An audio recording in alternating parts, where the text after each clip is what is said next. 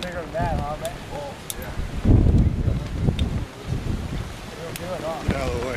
You're turning into another Jack Crescent, I can see that. Yeah, that's not a... Who?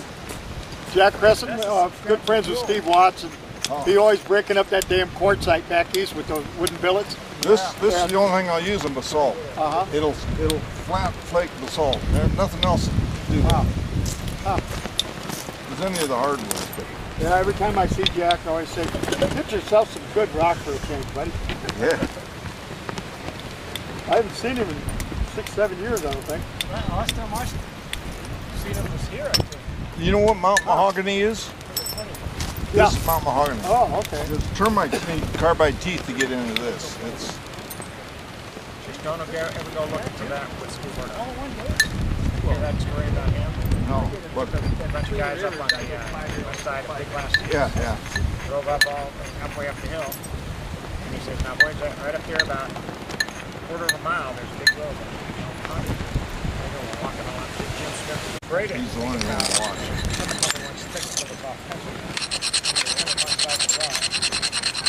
We'll get a much better result. The best numbers I've looked at, they were great. Trying to build up a strike plan. And the other reason you use it is if you want to follow the ridges. So if you can't see the ridges like on a blackstone like this, you take the flagstone and you rub it like this, you'll identify little ridges. Those are places you want. They're all high places in the rock. So you want to follow the ridge. You want to strike on a ridge like this. Roll it over. So these things are big. I'm just saying, especially when this is a tumble block. Yeah, I like to write this out. So I'm going to raise the edge up on this side.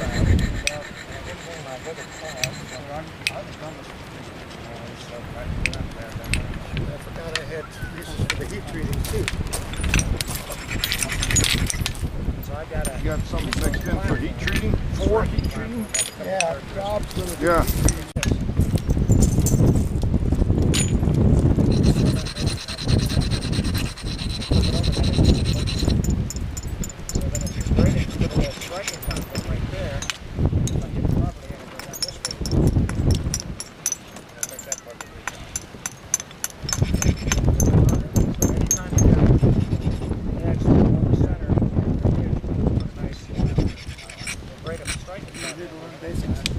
Again. Somehow. I still haven't gotten there. I've seen the basics a few times, but still working on it. Yeah, that'll hit it. If you keep skating, you'll leave some marks on it. It'll just get so you gotta grade a little bit more. You need to learn basics? This is really practical. Pull up a stump. This is one that Paul just gave me. Piece of obsidian with a Hertzian cone. You can see the ripples in it. It's not quite as pronounced. There's some bigger stumps there. What's that? What causes that? That's when you shoot a BB through a pane of glass. It's the same way as hitting a piece of obsidian or rock with a billet. Except you're only using a small percentage of that cone. I've gone 37 years. I've only got 4 of these cones. They're very rare. This is the bubble percussion right here, where the shock wave starts and then it feathers out after that. If you can use this is a steel sledgehammer. I don't know what he used on his, but his cone is flatter. And I'll bet you it was like wood or antler, and that makes the cone flatten out, makes a sharper edge that way. Oh, they're different heights. Yeah. I thought that the whole thing with the Hertzian was at a standard like 60 degrees. Well, it's supposed to be like 135 degrees, but you can make it different with what you hit it with. And so that's why antler will give you a better edge than copper normally. Some people are better at copper than they are antler, and they get a better edge with it. But normally the softer the material, if you can make it snap, it's going to make that cone broaden out a little bit. Therefore, you get a sharper edge. So now they're probably going to run over this all tomorrow morning too, when they start classes. So it's very preliminary. So that's a piece of junk. There, ball.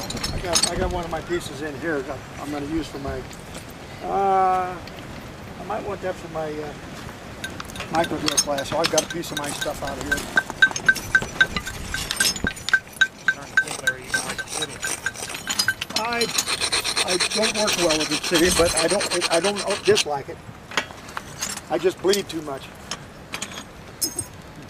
Don't work good with it. Yeah, there you I hear you, brother. Yep.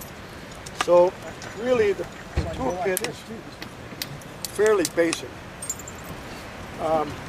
When you make a stone axe, what you do is you take the granular material like quartzite, granite, something like that that's granular, and then you'll hit it with flint and take out each grain individually. Well, I think they figured that out by realizing when they used a quartzite hammerstone or another hammerstone that it works the chert, but the chert also works it. It's just a slower process. There's my 3 basic rules of flint knapping are surface preparation first, especially for beginners, and then platform preparation, and then after that is accuracy. You have to hit what you're aiming. All right, so what I mean by surface preparation is you want that surface to be convex. The flakes that you see down on the ground, every one of those is curved. There are very few of them that are going to be straight. And that's because that's what that shock wave does. The shock wave starts that cone out, but then it bends. And it all depends on pressure and other things. When it's on your leg, that little bit of pressure is going to make that cone bend underneath, as long as it's convex. If it's concave, now I'm talking about concavity and convexity from the outside in. So like this would be convex on this ridge until you got here, and then it's concave. This one is convex pretty much all the way through. This here is concave. The flake isn't going to follow that. So you want to follow a ridge. Almost every flake that you pick up is going to have a ridge down the center. That's what gives it its strength. So when you're taking flakes off, you'd like to have them as a ridge. The basic toolkit is a hammerstone for rougher work. Now, you can get a hammerstone that's just infinitely much better than this. This is a hard hammer. There are other hammers around here that are soft hammers. They work on different materials, different ways. And by the way, when we started doing flint knapping, we thought we'd find out exactly how the Indians did this. And what we found out is there are 10 million different ways of doing it. There's just some basic rules that you need to follow. And sometimes when you get really good, you can fudge those rules a little bit, but you got to be pretty good. That's why I usually teach the surface preparation first on beginner. So I have a spot right here with a convex surface. I have a spot right here with a fairly convex surface, except it's concave right there. So if I want to make that convex, I'm going to do this upside down. Normally you would do it like this. I'm going to do it like this. Make sure your eyes, yeah.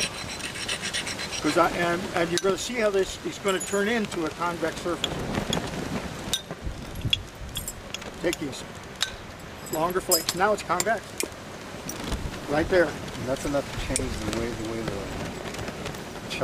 it goes through it. Right.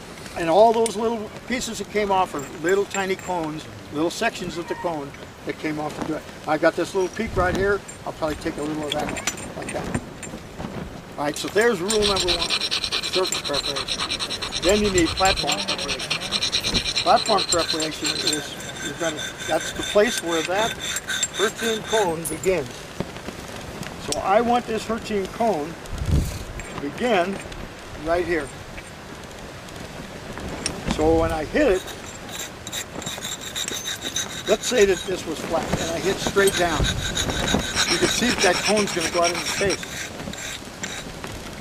All right, but I'm going to prepare a platform here that's about a 45-degree angle to the center line of the mass. There's your center line of the mass. This drops down to a 45-degree angle. All right, that's going to be my platform. And then I'm going to grind it. Now, when I grind, I like to grind away from the surface. So this is my flake. I'm going to grind away from that. So those little tiny flakes come off over here rather than up there. then comes rule number 3. So in order to get this flake, I'd like this flake right here. This is going to come in this way, something like that. That's the flake we want. So that means if I connect these 2 dots, that's where I have to hit that mud in order to drive off that flake. Now, like I said, third thing's accuracy. What I'd like to have you do to get your accuracy is get it against it a couple times and kind of get your range, and then try to miss it on purpose. Because if you don't hit it, you can't mess anything up. But you can get your swing going. Now my swing is like this. Yours is going to be like this. See the difference? That was a carpenter. When I get down like this, I flip my billet at the end the same way I do when I'm driving 16 penny nail. And that increases the head speed about 3 more times than what it looks like. So now we need to hit it. Oh, I caught it way to the left. What I did is I made that part sharp. Therefore I have to grind again. Because if I hit that, that antler is going to squash when it hits. And it's going to go to the point of least resistance, which is that little sharp spot right there. And all my power is going to shoot off to the side. So once I grind it, it's ready to go again.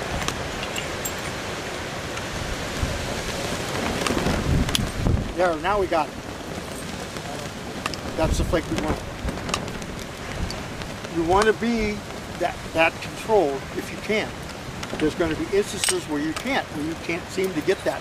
So like here, I've got concavity here. I'd like to get rid of this because this is going to be out. Sometimes you just have to take some flakes off to make places. Now I've got 2 places here to dry flakes. So I'm going to make 2 platforms. I've got convex there, convex there. Now I've got 2 platforms to work better. I'm going to grind it. I'm going to get my better grinding. This is just an old grinding wheel. But, sandstone. Oh, I've got a good sandstone. That's better.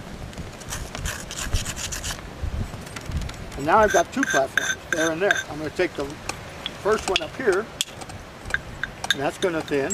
And then this is the one that's going to be my money maker. This is what's going to thin this thing. I want this to be about maybe 3/16 of an inch thick when I'm done.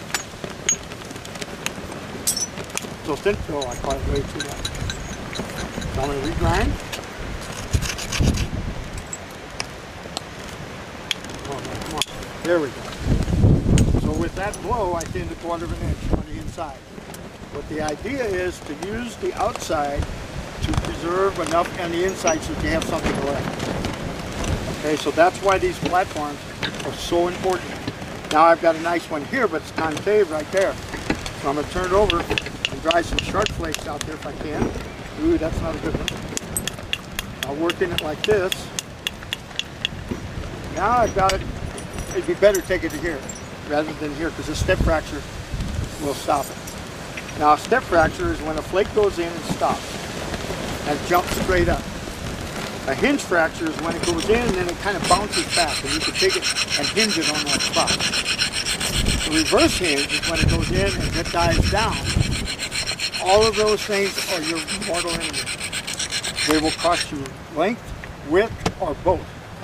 So if you use this idea of making the surface clean and convex, you will cut down on the number of steps and hinges, especially for beginners.